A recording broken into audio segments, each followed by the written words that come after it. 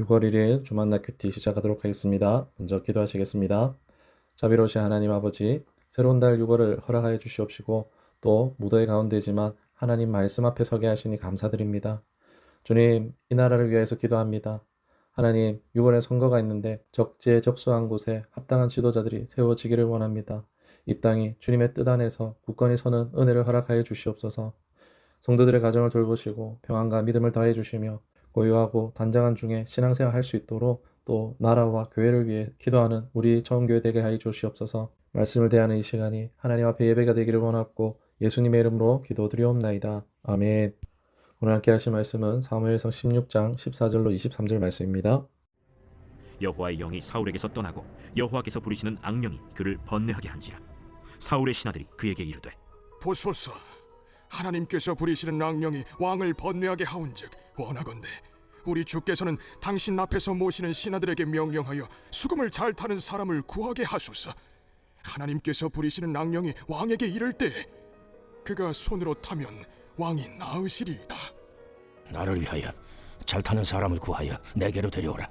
하니 소년 중 한 사람이 대답하여 이르되, 내가 베들레헴 사람 이새의 아들을 본즉 수금을 탈 줄 알고 용기와 무용과 구변이 있는 준수한 자라. 여호와께서 그와 함께 계시더이다. 사울이 이에 전령들을 이새에게 보내어 이르되, 양치는 내 아들 다윗을 내게로 보내라. 이새가 떡과 한 가죽 부대의 포도주와 염소 새끼를 나귀에 실리고 그의 아들 다윗을 시켜 사울에게 보내니 다윗이 사울에게 이르러 그 앞에 모셔 섬에 사울이 그를 크게 사랑하여 자기의 무기를 드는 자로 삼고 또 사울이 이새에게 사람을 보내어 이르되, 원하건대 다윗을 내 앞에 모셔 서게 하라. 그가 내게 은총을 얻었느니라. 하나님께서 부리시는 악령이 사울에게 이를 때 다윗이 수금을 들고 와서 손으로 탄즉 사울이 상쾌하여 낫고 악령이 그에게서 떠나더라. 아멘. 오늘 말씀 제목은 빚어가시는 하나님이라는 제목으로 말씀 나누도록 하겠습니다. 오늘 말씀을 보면 하나님이 함께하는 사람과 그렇지 못한 사람의 대조적인 모습이 나옵니다. 같은 시대, 같은 나라에 있었던 두 인물이지만 이들은 영적인 상태에 따라 전혀 다른 길을 걷게 됩니다. 우리는 외적인 조건이나 환경이 인생을 결정한다고 생각하기 쉽습니다. 하지만 성경은 우리에게 다르게 말씀합니다. 인생의 성패는 하나님의 영이 머무시는가, 그렇지 않은가에 달려있음을 말씀합니다. 오늘 이 두 인물의 모습을 통해 이 시대를 살아가는 우리 역시 어떻게 살아가야 되는지에 대해서 살펴보기를 원합니다. 첫 번째로 생각할 주제는 날마다 성령 충만을 구해야 합니다. 본문 14절을 보면 여호와의 영이 사울에게서 떠나고 여호와께서 부리시는 악령이 그를 번뇌하게 한지라. 이건 놀랄만한 선언으로 시작되고 있습니다. 여호와의 영이 사울에게서 떠나고 그 자리를 여호와께서 부리시는 악령이 차지한다는 것입니다. 왕의 자리에 있으나 여호와의 영이 떠나고 악령의 지배를 받게 된 사울은 번뇌합니다. 극심한 영적, 정신적 고통을 받게 됩니다. 그렇지만 사울은 압도적인 불가항력에 의해 악령에 지배당한 것이 아닙니다. 사울은 스스로 선택한 하나님 앞에서의 교만과 불순종의 결과였습니다. 과거에 사울은 블레셋과의 전쟁을 앞두고 제사장 사무엘이 오기를 기다려 했지만 약속 시간이 지나도 늦으니까 군사들이 떠나는 것을 두려워하여서 마음이 급해져 사울이 자신이 직접 번제를 드렸습니다. 제사장 사무엘을 기다려 했으나 왕이 스스로 제사를 드린 것입니다. 상황이 어쩔 수 없다고 핑계를 대지만 하나님을 신뢰하지 못한 불순종이었죠. 아말렉과의 전쟁에서도 마찬가지입니다. 하나님은 사울에게 아말렉의 모든 소유와 생명을 남김없이 진멸하라고 명령하셨습니다. 그렇지만 그 명령을 어겼죠. 자신의 명예와 유익을 위해서 아가왕과 좋은 것을 남겼습니다. 불순종이었습니다. 사울은 처음에 왕으로 택함받을 때만 해도 진보다리에 숨을 정도로 스스로 작게 여기는 겸손한 사람이었습니다. 하지만 권력의 자리에 앉자 점차 교만해졌고 하나님의 말씀보다 사람들의 시선과 자신의 판단을 앞세웠습니다. 그렇게 계속해서 불순종하여 여호와의 영이 사울을 떠나게 된 것입니다. 성도에게 있어 하나님의 가장 큰 심판은 하나님의 영이 거두어져 가시는 것입니다. 물질적인 어려움이나 건강의 악화가 아닙니다. 하나님의 영이 거두어지는 것입니다. 하나님의 영이 떠난 인생은 아무리 세상의 왕관을 쓰고 있다 할지라도 비참한 존재가 될 뿐입니다. 예수님께서는 성도에게 주어진 하나님의 가장 큰 선물이 성령임을 말씀하십니다. 누가복음 11장 13절입니다.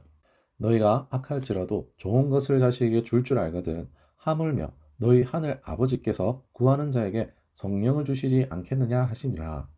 우리는 하나님께 받은 최고의 선물인 성령임을 귀하게 여기고 자신을 성령의 전으로 거룩하게 지켜야 합니다.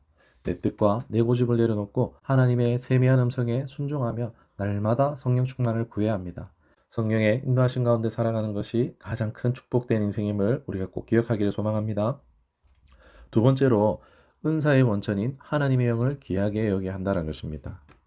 여호와의 영은 하나님이 주시는 은사와 능력을 얻는 유일한 길이라 할 수 있습니다. 사울의 신하들은 악령으로 범례하는 사울을 위해서 수금 타는 사람을 추천합니다. 그 사람이 바로 다윗이었죠. 본문 18절에서 한 소년은 사울에게 다윗을 추천하며 이렇게 묘사합니다. 내가 베들레헴 사람 이새의 아들을 본즉 수금을 탈 줄 알고 용기와 무용과 구변이 있는 준수한 자라라고요. 여기에 언급된 다윗의 자질은 대단합니다. 수금을 타는 예술적 재능을 가졌고 용기와 무용이라는 군사적 자질을 가지고 있으며 구변이 있어 소통의 능력이 뛰어나고 거기에 외모까지 준수한 어떻게 보면은 훌륭한 인재였죠. 그런데 이 신하가 다윗의 놀라운 재능들을 나열하고 결론적으로 덧붙인 핵심적인 말이 있습니다. 18절 마지막에 여호와께서 그와 함께 계시더이다. 그러니까 다윗이 가진 모든 탁월함의 비밀이 그 은사의 원천이 어디 있는지에 대해서 정확히 말하고 있습니다. 다윗이 뛰어났던 이유는 다윗의 유전자가 좋아서도 아니고 대단한 교육을 받아서도 아니라 하나님께서 함께 하셨기에 그렇습니다. 여호와의 영이 임하셨기에 그렇습니다. 우리는 세상의 재능과 스펙을 부러워합니다.